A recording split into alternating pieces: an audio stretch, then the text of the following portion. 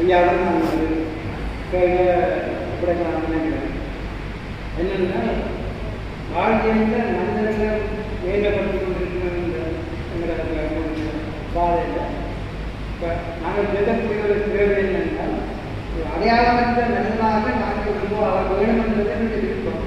ஆனால் அதற்கு அந்த நடைமுறைப்படி கொண்டு போகலாம்ன்றத ஐயாவும் பயன்படுத்தி இருக்கிறோம்.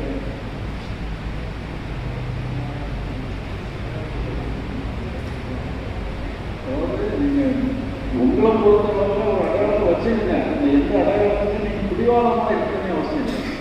எந்த அடையாளத்தையும் பிடிவாதமாக தொங்கிட்டு இருக்கக்கூடாது, பிடிவாதம் பண்ணக்கூடாது. நீங்கள் மட்டும் ஒரு ஃப்ளெக்சிபிளாக பண்ணணும். தனி வந்து எப்படி வேணாலும் எந்த பாத்திரத்தில் விட்டாலும் அந்த பாத்திரத்துக்கு அந்த மாதிரி மாறிடும். இந்த தண்ணியை வந்து ஒரே நாளைக்கு போய் பனிக்கட்டியாக மாறிச்சுன்னா எப்படி இருக்கும் அப்படி தான் இருந்துருக்கும். இப்போ மனசை பொறுத்தளவில் நீங்கள் வந்து தண்ணி மாதிரி இருக்கணும். அதுக்காக செயலெல்லாம் அப்படி இருக்கணும். செயலெல்லாம் ஒன்று செயல்கள் ஒன்று இருக்கணும். மனசை பொறுத்தளவில் அது முன்னாடிக்கு வந்து புதுசாக இருக்கிறது தயாராக அது எங்கேயுமே முடிவாக தான் இருக்கும். மனசை பொறுத்தளவில் சுதந்திரமாக இருக்கணும். அந்த சுதந்திரமானது போயிருக்கணும்.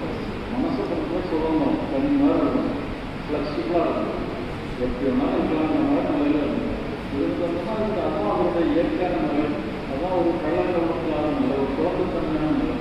குழந்தைகளுக்கு வந்து இந்த முடியாதுன்னு இருக்காது, அது இயற்கையாக இருக்கும். அதே மாதிரி மனசை பொறுத்தவரை நீங்கள் இயற்கையாகவும் குழந்தைத்தனமாகவும் இருங்க. செயல்கள் அப்படி இருக்கும். செயல்களில் நீங்கள் நல்லது செய்யுங்க, சரியான செயல்கள் செய்யுங்க, உங்கள் ஒழுங்குகளை ஏற்படுத்திக்கங்க. உங்கள் மனசை பொறுத்தவரை நீங்கள் குழந்தையாக மாறி எப்படி வேணாலும் நீங்கள் தண்ணி மாதிரி இருக்கும்.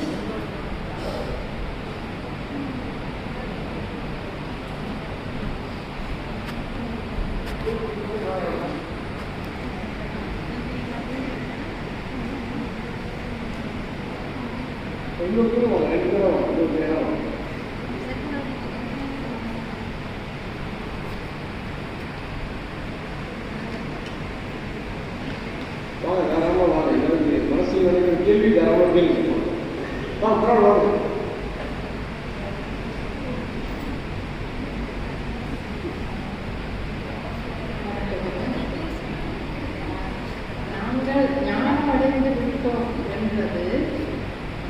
நாங்கள் உணர்வோம் அது மற்றவர்கள்